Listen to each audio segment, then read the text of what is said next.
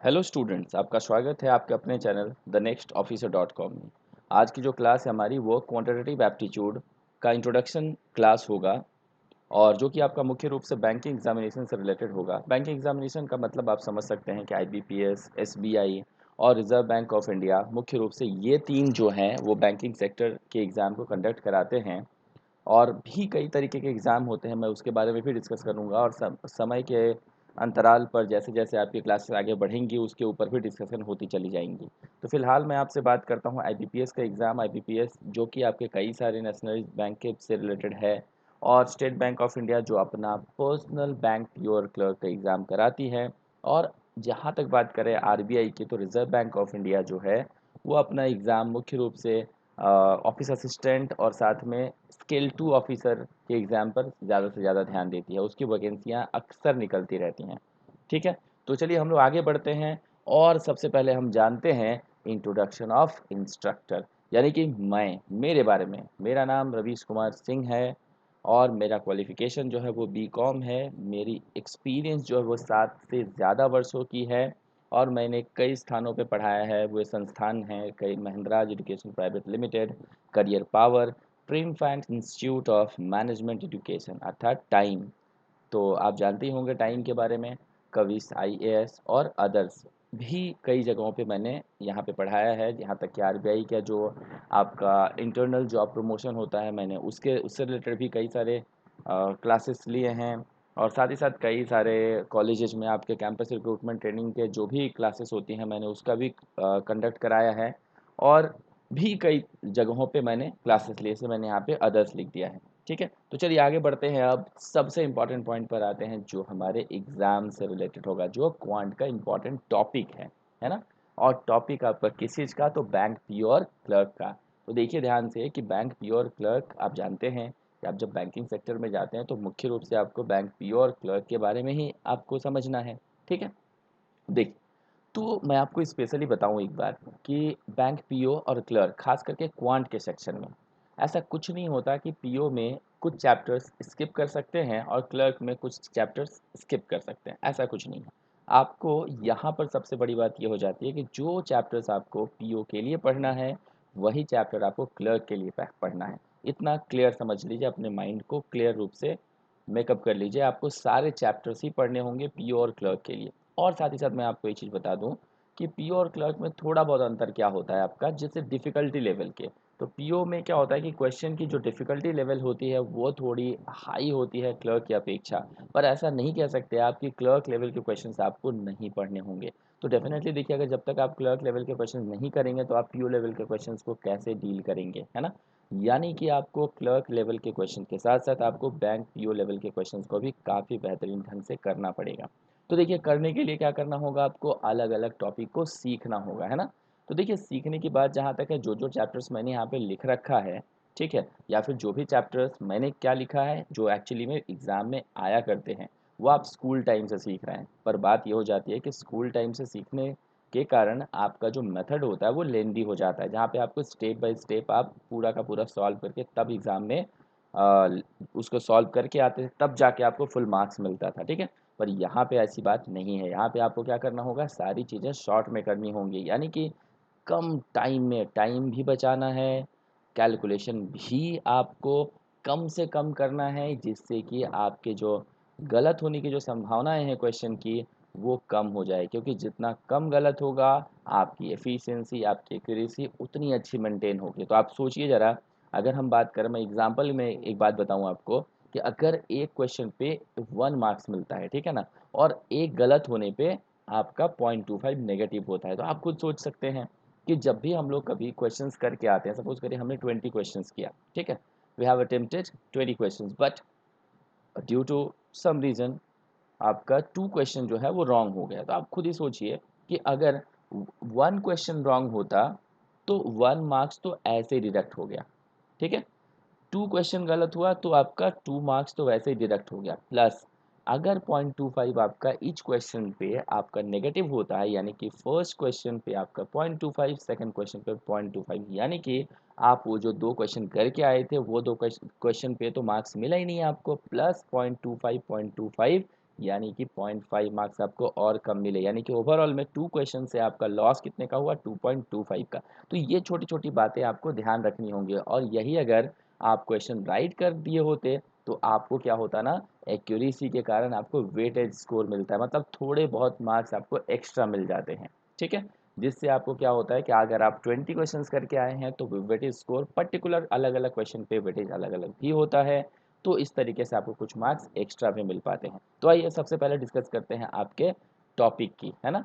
तो मैंने यहाँ पर टॉपिक को बहुत ही अच्छे ढंग से सजा कर लिखा है कि आप इस तरीके से अगर टॉपिक को प्रिपेयर करते हो तो डेफिनेटली आप बहुत कम टाइम में अच्छे से अच्छा परफॉर्मेंस दे सकते हैं। तो सबसे पहली बात देखिए, स्पीड मैथ्स। ठीक है, सबसे पहला मैंने क्या लिखा है यहाँ पे, आप देख पा रहे होंगे यहाँ पे जो मैंने लिखा है वो फर्स्ट वाला है, वो स्पीड मैथ्स। स्पीड मैथ्स क्या होता है, आपका बेसिक कैलकुलेशन, मतलब अपने कैलकुलेशन को जितना इन्हेंस कर सके आप, मतलब कि कम टाइम में ज़्यादा से ज़्यादा रिजल्ट ला सके, यानी कि आपका बेसिक कैलकुलेशन अच्छा होना चाहिए। अगर आप स्पीड मैथ्स में क्या क्या होता है आपका, जहाँ तक हम बात करें तो स्क्वायर, क्यूब, टेबल और साथ ही साथ कुछ बहुत सारे कैलकुलेशन यानी कि मल्टीप्लिकेशन पे आपको ज़्यादा से ज़्यादा ध्यान देना होगा। शॉर्ट ट्रिक सीखने होंगे, 5 से कैसे मल्टीप्लाई करेंगे, स्क्वायर कैसे जल्दी निकालेंगे, स्क्वायर रूट कैसे जल्दी निकालेंगे, क्यूब रूट कैसे जल्दी निकालेंगे।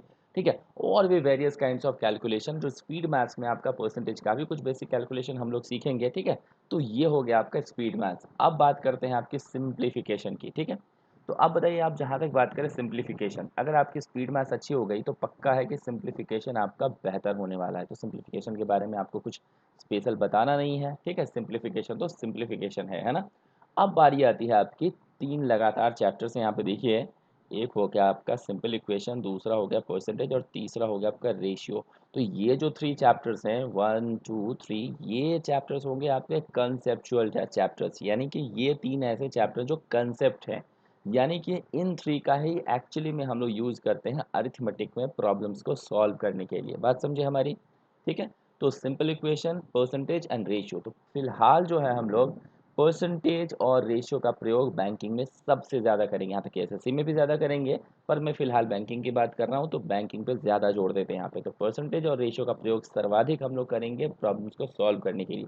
पर यहाँ बात हो जाती है कि सिंपल इक्वेशन की ज़रूरत क्यों पड़ती है, क्योंकि बहुत सारे क्वेश्चंस ऐसे होते हैं जो कि आपके डायरेक्टली परसेंटेज और रेशियो पर नहीं बन पाते, उसको अलजेब्रिक कैलकुलेशन से आपको बनाना पड़ता है। तो अलजेब्रिक कैलकुलेशन पर्टिकुलरली अगर हम बात करें तो सिंपल इक्वेशन के साथ जाना पड़ता है हमें, है ना, यानी छोटा मोटा इक्वेशन करना पड़ता है, इसलिए इसका नाम हो गया सिंपल इक्वेशन। जो कि आप एक्स लेकर सम्स को बनाते हैं ना, तो कुछ एक प्रॉब्लम्स आपको एक्स लेकर बनाने होंगे, दैट्स ट्रुथ। कुछ लोग बोलते हैं नहीं एक्स पे कैसे करेंगे, एक्स पे कर देंगे तो बहुत बुरा हो जाएगा। बात तो सही है, पर कुछ एक प्रॉब्लम्स ऐसे होते हैं जो कि आपको एक्स पे करने होंगे, खास करके आजकल के समय में। यहाँ तक कि डेटा इंटरप्रिटेशन बनाते समय में भी आपको एक्स पे बहुत सारे प्रॉब्लम्स को करने ही होंगे। ठीक है, अगर हम समय बचाना चाहेंगे तो, और वैसे भी समय के साथ साथ तो आपको चलना ही है, जैसे जैसे आपका समय बढ़ता चला जाता है आपको उसके हिसाब से बदलाव करना होता है। ठीक है, अब बारी आती है प्रॉब्लम्स ऑन एजेज की। प्रॉब्लम्स ऑन एजेज, एज से संबंधित प्रॉब्लम है। ये बेसिकली बात करो तो एक लॉजिकल प्रॉब्लम है, यानी कि इसमें बेसिक हम कहें आपको तो क्वांट से ज़्यादा तो इसमें रीजनिंग का पार्ट होता है। क्योंकि देखिए बात यहाँ पे जो हो जाती है 10 साल पहले 4 साल बाद। अब कुछ लोग तो कन्फ्यूज़न में होते हैं, भाई 10 साल पहले और 4 साल बाद, कब से 4 साल बाद? तो याद रखिएगा 10 साल पहले 4 साल बाद तो ऑलवेज जो भी बात हो रही है वो प्रेजेंट से हो रही है, यानी कि 10 साल पहले मतलब बैक में, और 4 साल बाद यानी अभी से 4 साल के बाद। इस तरीके से 14 साल का डिफरेंस हो गया। बात समझे हमारी। तो चलिए आगे बढ़ते हैं। अब बात हो गई नेक्स्ट में प्रॉफिट एंड लॉस की। तो आप जानते हैं खरीद बिक्री बहुत करते हैं, प्रॉफिट एंड लॉस, जीवन में हर चीज़ हम लोग प्रॉफिट और लॉस से ही जुड़ी हुई तरीके से करते हैं, है ना। कोई भी काम करते हैं उसमें प्रॉफिट का ध्यान ज़्यादा रखते हैं, है ना। चलिए, तो यहाँ पे देखिए वीडियो भी देख रहे हैं आज हम लोग, तो कुछ ना कुछ प्रॉफिट हो इसलिए वीडियो देख रहे हैं, है ना। चलिए आगे बढ़ते हैं हम लोग। पार्टनरशिप, पार्टनरशिप काफ़ी इंपॉर्टेंट चैप्टर होगा यहाँ पर, और वेरियस काइंड्स ऑफ प्रॉब्लम्स यहाँ पे पूछे जाते हैं। Now the next chapter is average. ठीक है, एवरेज और मिक्सचर एलिगेशन हम लोग लगभग सेम तरीके से सीखेंगे, यानी कि एवरेज भी हम लोग मिक्स एलिगेशन मिक्स करके सीखेंगे, ये बात ध्यान रखिएगा। एवरेज भी हम लोग मिक्स एलिगेशन मिक्स करके सीखेंगे। ठीक है, और शॉर्टकट्स भी सीखेंगे कि एवरेज में क्या क्या शॉर्टकट्स हम लोग कर सकते हैं, और डिफरेंट काइंड्स ऑफ प्रॉब्लम्स भी करेंगे। अगला हो गया आपका सिंपल इंटरेस्ट। इंटरेस्ट यानी कि पैसा लेन या फिर देन करना है ना, तो लेन देन करना तो बहुत ज़रूरी होता है, तभी तो हम लोग को मान लीजिए पैसा लेन करते हैं तो किसी को इंटरेस्ट देना पड़ता है। तो बात ये हो जाती है, किसी से हम अगर उधार लेते हैं, लेन करते हैं मतलब समझ रहे हैं ना, उधार लेते हैं तो पक्का कुछ ना कुछ काम करने के लिए, यानी कि हमारा काम हो जाएगा तो हम उसको इंटरेस्ट के साथ पैसा भी वापस कर देंगे, ठीक है। तो इंटरेस्ट होता है, यानी कि जो पर्टिकुलर अमाउंट जो हम लोग किसी से या तो उधार लेते हैं या तो उधार देते हैं, उसके बदले में जो हम लोग एक्स्ट्रा चार्जेस देते हैं, दैट इज कॉल्ड इंटरेस्ट। तो इंटरेस्ट कितने तरीके से हम लोग कैलकुलेट करते हैं, तो दो तरीके से, सिंपल इंटरेस्ट और कंपाउंड इंटरेस्ट, ठीक है। अगली बारी आ जाती है आपकी टाइम एंड वर्क की। तो टाइम एंड वर्क काफ़ी इंपॉर्टेंट है, समय और कार्य, यानी कि समय के हिसाब से आपको काम करना है। तो देखिए ध्यान रखिएगा, टाइम एंड वर्क काफ़ी इंपॉर्टेंट है, लेकिन हम लोग कोई भी काम करते हैं तो टाइम के हिसाब से करते हैं ना, तो पर्टिकुलर टाइम में वर्क को कंप्लीट होना पड़ता है, यानी कि हमारे डेली लाइफ में टाइम एंड वर्क का काफ़ी इंपॉर्टेंट रोल है। तो ठीक इसके बाद चैप्टर आपकी आ जाती है वो पाइप्स एंड सिस्टम। देखिए पाइप एंड सिस्टम क्या हो गया, टाइम एंड वर्क का एकदम जुड़वा भाई। यहाँ पे क्या होता है, पाइप काम करता है ना, किस लिए, तो सिस्टम भरने के लिए। तो सर्टेन टाइम में एक किसी सिस्टम को कोई सर्टेन पाइप या तो भर देता है या तो खाली कर देता है, बस इतनी सी बात है, ठीक है। स्पीड, टाइम एंड डिस्टेंस, ये हो गया आपका सबसे इंपॉर्टेंट चैप्टर में से। सभी इंपॉर्टेंट है, ऐसा मत सोचिए कि कोई इंपॉर्टेंट नहीं है, इसलिए मैंने स्पीड, टाइम एंड डिस्टेंस को ज़्यादा जोड़ दिया, क्योंकि स्पीड, टाइम एंड डिस्टेंस पे देखिए इससे रिलेटेड आपके प्रॉब्लम्स ऑन ट्रेन्स हैं, बोट एंड स्ट्रीम है, और नेक्स्ट है आपका problems based on circular track. तो ध्यान रखिएगा, सर्कुलर ट्रैक के प्रॉब्लम्स पहले लगभग नहीं के बराबर पूछे जाते थे, कभी कभार पूछा भी गया था तो एकदम ईजी वाला, पर ध्यान रखिएगा आने वाले टाइम में सर्कुलर ट्रैक के प्रॉब्लम थोड़े बढ़ सकते हैं। अब याद, ये बात प्रॉब्लम कहाँ क्रिएट होता है आपका यहाँ, तो कुछ लोग क्या करते हैं कि सर्कुलर ट्रैक पढ़ते ही नहीं है, अगर इजी भी क्वेश्चन दे देता है तो वहाँ पे थोड़े बहुत अ, वो शंका के कारण उसको छोड़ देते हैं, या तो उसको ज़बरदस्ती अगर करते हैं तो कभी कभी गलत होने की संभावनाएं होती हैं। तो ये कुछ इंपॉर्टेंट पॉइंट्स आपको ध्यान रखने हैं। तो हुआ ना इंपॉर्टेंट, देखिए स्पीड, टाइम एंड डिस्टेंस, इससे रिलेटेड आपको 3 चैप्टर्स पढ़ने हैं एक्स्ट्रा। देखिए basic introduction of number system, यहाँ पे देखिए नंबर सिस्टम यहाँ पे हाई लेवल में नहीं है, यहाँ पे जो नंबर सिस्टम है वो बेसिक में है। तो कुछ बेसिक आइडियाज़ आपको नंबर सिस्टम के लेने चाहिए यहाँ पर, जिससे आपको बहुत हेल्प मिलेगा कुछ अदर चैप्टर्स को करने में, ठीक है। परमुटेशन एंड कॉम्बिनेशन आप जानते हैं, अरेंजमेंट होता है आपका, सिलेक्शन होता है ना। तो यहाँ पे हो गया आपका परमुटेशन एंड कॉम्बिनेशन, काफ़ी इंपॉर्टेंट चैप्टर होगा, इस पे डेटा इंटरप्रिटेशन भी पूछा जाता है, ठीक है। प्रोबेबिलिटी हो गया आपका, इन इक्वालिटी हो गया, आप जानते हैं ग्रेटर देन लेस आपका equal to, greater than equal to, less than equal to, ठीक है। तो ये सारे रिलेशन क्या होते हैं आपके, ये जो रिलेशन स्टैब्लिश करना होता है वो होता है आपका इनइक्वालिटी। अब नेक्स्ट चैप्टर होगा मेंसुरेशन, आप जानते हैं मेंसुरेशन, जहाँ पे आपको मेंसुरेशन का मतलब क्या होता है, मेजरमेंट, यानी कि मेजरमेंट जहाँ पे करना होता है, ठीक है ना। तो मेजरमेंट करने के लिए हम लोग कौन कौन से शेप का सबसे ज़्यादा ध्यान रखेंगे, 2D एंड 3D, बस हो गया। 2D एंड 3D दोनों ही टाइप के हम लोग को सीखने होंगे। पर देखिए मेंसुरेशन यहाँ पे बहुत हाई लेवल का नहीं है, जैसे कि आपका किसी अदर एग्जाम के लिए जैसे एसएससी, कैट, इन सब चीज़ों में मेंसुरेशन जो है बहुत हाई लेवल में है, यहाँ पे उतना हाई लेवल नहीं है।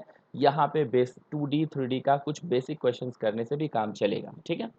चलिए अगला चैप्टर है आपका डेटा कंपैरिजन। डेटा कंपैरिजन क्या होता है आपका, अब देखिए मैं अगले में सभी में आपको इसमें एक बार डिस्कस करा दूं कि data comparison, data interpretation and data sufficiency, ये तीनों ही चैप्टर ऐसे हैं जो बाकी जितने भी चैप्टर्स आप अब तक आपने जाना जिसके बारे में, उन सभी चैप्टर्स का अगर आपके पास नॉलेज है तभी जाकर के आप डेटा कंपैरिजन कर सकते हैं, डेटा इंटरप्रिटेशन कर सकते हैं, या फिर आप डेटा सफिशिएंसी कर सकते हैं। तो डेटा कंपैरिजन में क्या होता है, कोई एक क्वेश्चन में 2 डेटा या 3 डेटा दे दिया जाएगा, अब उन दोनों तीनों डेटा का में जो प्रॉब्लम्स दिए रहेंगे उसको सॉल्व करके कौन सा ग्रेटर देन है कौन सा लेस देन है ये आपको बताना होगा। तो ये हम लोग क्लास में भी करेंगे। डेटा इंटरप्रिटेशन क्या होता है, डेटा इंटरप्रिटेशन होता है आपका एक साइंटिफिक तरीका है ये, जहाँ पे कोई भी इंफॉर्मेशन को, कोई भी डेटा को साइंटिफिक तरीके से किसी ग्राफ के माध्यम से प्रेजेंट किया जाता है, ठीक है ना। वो ग्राफ क्या हो सकता है, टैबुलेशन हो सकता है, पाई चार्ट हो सकता है, आपका लाइन ग्राफ हो सकता है, बार ग्राफ हो सकता है, रडार ग्राफ हो सकता है, मिसिंग डीआई हो सकता है जहाँ पे वैल्यूज़ मिसिंग होते हैं, ठीक है। तो केसलेट हो सकता है या फिर टेबल पजल हो सकता है। तो बहुत various types of data interpretation जो हम लोग सीखेंगे भी डेटा इंटरप्रिटेशन, ठीक है। इसके बाद बात हो गई आपकी डेटा सफिशिएंसी की। यहाँ पे भी जैसे डेटा कंपैरिजन है लगभग सेम टाइप का ही ये है। तो डेटा कंपैरिजन में 2 डेटा जो आंसर्स आपको फाइंड आउट करने के बाद कंपेयर करना पड़ता है। यहाँ पे क्या होता है ना कि कौन सा डेटा 2 काइंड ऑफ डेटा होगा या फिर 3 काइंड ऑफ डेटा होगा, तो उन डेटा के बीच आपस में रिलेशन चेक करना पड़ता है कि क्या सिंगल डेटा आंसर को देने में सफिशिएंट है या फिर आंसर फाइंड आउट करने में सफिशिएंट है, या डबल या फिर ट्रिपल। तो इन सब चीज़ों से रिलेटेड होता है आपका डेटा सफिशिएंसी। ठीक है, तो चलिए आगे बढ़ते हैं। अब हम लोग चलते हैं मार्क्स डिस्ट्रीब्यूशन किस तरीके से किया जाता है आपका बैंक पीओ प्री में। ठीक है, बैंक पीओ इसलिए मैंने लिखा है, चाहे वो आईबीपीएस का एग्जाम हो या फिर आपका एसबीआई का एग्जाम हो, दोनों की बात करें तो यहाँ पे किस तरीके से मार्क्स डिस्ट्रीब्यूशन होता है। तो देखिए यहाँ पे जैसा कि आप देख रहे हैं कि टोटल नंबर ऑफ क्वेश्चंस कितने होते हैं। देखिए यहाँ लिखा गया है, देखिए 100 क्वेश्चंस होते हैं और 100 मार्क्स के। ठीक है, और देखिए यहाँ पे इंग्लिश लैंग्वेज में 30 क्वेश्चंस होते हैं और 30 मार्क्स। इससे क्या पता चला आपका कि एक क्वेश्चन यहाँ पे 1 मार्क्स का होता है, but number of questions English में 30 होते हैं। तो रिमेनिंग कितने हो गए 70 क्वेश्चंस। तो 70 क्वेश्चंस को देखिए 2 पार्ट्स में डिवाइड कर दिया गया, 35 for quantitative aptitude and another 35 for reasoning ability, and there are 35 marks is allotted for each subject, okay, quantitative aptitude and reasoning ability। और देखिए इस तरीके से 20 मिनट्स का टाइम अलॉटेड है इस सेक्शन में। और इस तरीके से यहाँ पे देखिए मीडियम ऑफ एग्जाम क्या रहता है आपका, इंग्लिश में रहता है। इंग्लिश का सिंपल सी बात है, इंग्लिश है तो वहाँ पे हिंदी में तो होगा नहीं, है ना, या बंगाली या फिर रीजनल एंगल तो होगा नहीं। ठीक है, इंग्लिश एंड हिंदी की बात करें यहाँ पे तो ये मिक्स होता है आपका क्वांटिटेटिव एप्टीट्यूड में और रीजनिंग एबिलिटी दोनों में। ठीक है, और इस तरीके से आप देख ही रहे हैं कि जब 20 का टाइम अलॉटेड है तो ओवरऑल टाइम कितना हो गया आपका 60 मिनट्स। ठीक है, तो चलिए आगे बढ़ते हैं। ये हुआ आपका बैंक पीओ प्री। अब चलते हैं आगे बढ़ के हम लोग देखें कि ये हो गया आपका बैंक पीओ मेंस। मेंस का एग्ज़ाम जो होता है उसका मार्क्स डिस्ट्रीब्यूशन। तो देखिए कुछ करना नहीं है, मैंने आपको देखिए क्लियरली सामने दे दिया है। कुछ ऐसा कुछ नहीं है आपको कुछ मुझे स्पेशली कुछ बताना हो, क्लियरली यहाँ पे दिख रहा है कि ऑब्जेक्टिव टेस्ट में क्या होता है आपका। ऑब्जेक्टिव टेस्ट जो होता है आपका इंग्लिश लैंग्वेज में देखिए 35 क्वेश्चंस होते हैं, जिसमें आपका टोटल मार्क्स होता है 40 का और टाइम होता है यहाँ पे 40 मिनट्स का। जो एग्ज़ाम किस मोड में होगा तो इंग्लिश में होगा, इंग्लिश लैंग्वेज में होगा। ठीक है, अब देखिए अगला क्या होता है, data interpretation and data analysis. ठीक है, तो यहाँ पे बोला जाता है कि data interpretation and data analysis होगा, बट यहाँ पे डेटा इंटरप्रिटेशन के साथ अरिथमेटिक के भी प्रॉब्लम्स होते हैं, ध्यान रखिएगा। ठीक है, तो 35 क्वेश्चंस होते हैं यहाँ पे और 45 मिनट्स दिया जाता है और 60 मार्क्स होता है यहाँ पे। तो देखिए यहाँ पे इसका मार्क्स बहुत ज़्यादा होता है, तो ये एक समझने लायक बात होगी। और क्वेश्चन का लैंग्वेज क्या होगा एग्जाम में, इंग्लिश एंड हिंदी होगा, है ना। क्या होने वाला है देखिए बताइए, इंग्लिश एंड हिंदी होगा। तो चलिए अगला पॉइंट होता है आपका रीजनिंग एंड कंप्यूटर एप्टीट्यूड। यहाँ पे भी आपके 45 क्वेश्चंस होते हैं। यहाँ पे देखिए 35 क्वेश्चंस के लिए 45 मिनट्स, है ना। तो इस तरीके से आपने क्या देखा कि क्वांट का जो यहाँ पे वैल्यू है वो मतलब कुछ हद तक क्या बहुत हद तक ज़्यादा, सबसे ज़्यादा है। ठीक है, तो इसलिए आपको ध्यान रखना है कि क्वांट के सेक्शन में आपको मार्क्स भी ज़्यादा मिलने वाला है। ठीक है, तो 45 question 60 marks and 60 marks and 60 minutes. ठीक है, यहाँ पे लैंग्वेज क्या होगा, इंग्लिश एंड हिंदी। तो जनरल इकोनॉमी, बैंकिंग अवेयरनेस, तो 40 क्वेश्चंस होते हैं, 35 मिनट्स दिए जाते हैं इसके लिए और टोटल मार्क्स होता है इसका 40।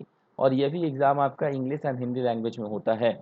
डिस्क्रिप्टिव टेस्ट की बात करें तो डिस्क्रिप्टिव टेस्ट में क्या क्या पूछा जाता है देखिए, एसे एंड लेटर राइटिंग बोला जाता है आपका बैंक पीओ में डिस्क्रिप्टिव टेस्ट में, जहाँ पे 2 क्वेश्चंस करने होते हैं। ठीक है, 2 क्वेश्चंस कम से कम आपको करने होते हैं, इससे ज़्यादा आपको ऑप्शन में ज़्यादा दिए जाते हैं बट करने होते हैं 2। तो इसके लिए आपको 30 मिनट्स का टाइम दिया जाता है और 25 मार्क्स अलॉटेड है इसके लिए। ठीक है, तो मुझे जहाँ तक लगता है कि आप सभी लोगों को ये चीज़ें समझ में आ रही हैं। तो देखिए कुल मिलाकर जो नंबर ऑफ़ क्वेश्चंस हो गए 157 और 3 घंटे 30 मिनट का समय दिया जाता है और टोटल 225 मार्क्स हो गए। तो चलिए आगे बढ़ते हैं। अब आपको लिए चलते हैं बैंक क्लर्क के पास। तो देखिए जैसा कि मैंने आपको बैंक पीओ में बताया था, सेम टू सेम देखिए अलॉटमेंट आपका बैंक क्लर्क में भी है। ये देखिए 20 मिनट्स 20 मिनट्स 20 मिनट्स और इस तरीके से 60 मिनट्स टोटल टाइम है। तो अब देखिए इसमें जब सेम ही है तो आपको कुछ बताने का कुछ अलग से नहीं बनता है। ठीक है, तो आगे चलते हैं हम लोग क्लर्क मेंस में। अब यहाँ पे जो मेंस का जो अलॉटमेंट है वो समथिंग डिफरेंट है ना। ये जो अलॉटमेंट है आपका वो कहीं से भी आपका पीओ मेंस की तरह नहीं है। प्री जो है वो उसी की तरह है, मेन पीओ मेंस की तरह ही है। ठीक है, आप देखिए यहाँ पे कि यहाँ नंबर ऑफ क्वेश्चंस हो गए कहाँ, जनरल फिनेंशियल अवेयरनेस में। तो देखिए नंबर ऑफ क्वेश्चंस है 50 मार्क्स अलॉटेड है इसमें और 35 मिनट्स दिया गया है। फिर देखिए जनरल इंग्लिश में 40 क्वेश्चंस हैं, 40 मार्क्स मैक्सिमम मार्क्स है आपका, 35 मिनट्स अलॉटेड है। रीजनिंग में 50 क्वेश्चंस हैं देखिए, और मैक्सिमम मार्क्स है 60 और 45 मिनट्स अलॉटेड है। देखिए यहाँ पे देखिए क्वांटिटेटिव एप्टीट्यूड में 50 क्वेश्चंस है, 50 मार्क्स है और 45 मिनट्स दिया गया है। तो यहाँ पे देखिए रीजनिंग का अलॉटमेंट में, रीजनिंग को जो दिया गया है वेटेज में ज़्यादा दिया गया है as compare to other subject. तो ध्यान रखिएगा यहाँ पे भी क्वांट जो है 50 क्वेश्चन 50 मार्क्स है, तो यहाँ पे क्वेश्चन का लेवल भी ईजी होता है। तो इस तरीके से टोटल नंबर ऑफ क्वेश्चंस हो गए 190, मार्क्स हो गया 200 और कुल मिलाकर जो टाइम हो गया वो 160 मिनट। तो चलिए आगे बढ़ते हैं अब।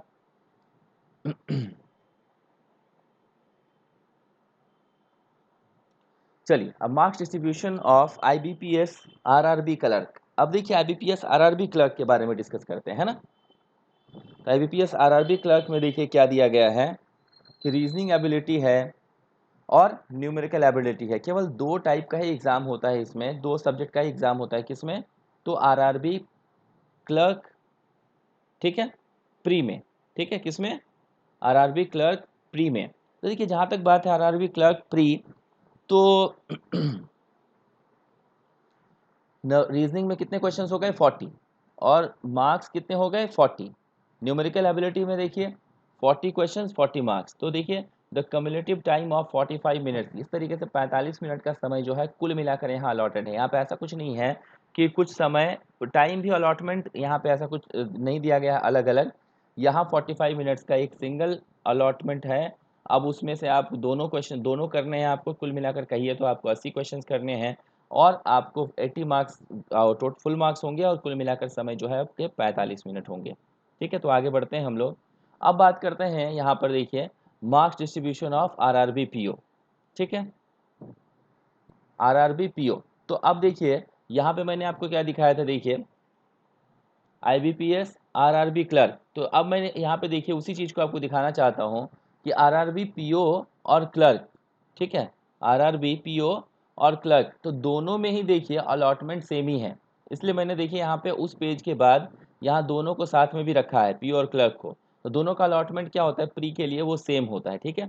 और यहाँ तक कि केवल प्री के लिए ही नहीं, यहाँ पे देखिए आरआरबी पीओ क्लर्क दोनों ही मेंस के लिए भी अलॉटमेंट सेम है। बट यहाँ पे देख लीजिए क्या है, रीजनिंग एबिलिटी में नंबर ऑफ क्वेश्चंस होंगे 40 और मार्क्स जो है आपका डिस्ट्रीब्यूशन में 50 मार्क्स होता है। फिर न्यूमेरिकल एबिलिटी में 40 क्वेश्चंस 50 मार्क्स, जनरल अवेयरनेस में 40 क्वेश्चंस 40 मार्क्स। देखिए इंग्लिश एंड और हिंदी लैंग्वेज, तो अच्छी बात ये बात होती है यहाँ पे कि रीजनल लैंग्वेज पूछा जाता है, तो रीजनल लैंग्वेज में भी आपको हिंदी और इंग्लिश में से कोई ना कोई चूज़ करना होगा। ठीक है, तो 40 क्वेश्चन है आपके हिंदी या फिर इंग्लिश के, इसके लिए 40 मार्क्स अलॉटेड हैं। कंप्यूटर नॉलेज के 40 क्वेश्चंस होंगे बट अलॉटमेंट है आपका 20 मार्क्स। तो देखिए अलॉटमेंट कुछ इस तरीके का है, मुझे जहाँ तक लगता है आप लोगों को समझ में आ रहा होगा।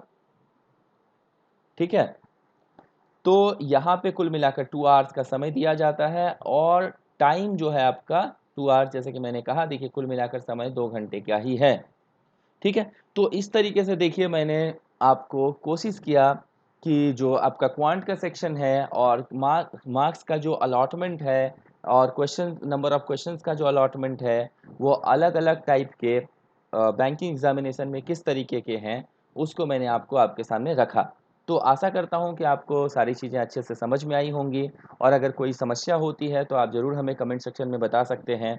और अब तक के हिसाब से मैं बेसिक में इंट्रोडक्शन में आपको कुछ ना कुछ बता पाया हूँ, मैं आशा करता हूँ। तो इसी के साथ हम लोग यहीं पे विदा लेते हैं और फिर हम लोग अगले आने वाले क्वांट क्लास के लिए तैयारी करते हैं और जो कि आपकी स्पीड मैथ से स्टार्ट होगी। तो ठीक है, यहीं पे विदा लेते हैं। Thank you class, thanks a lot.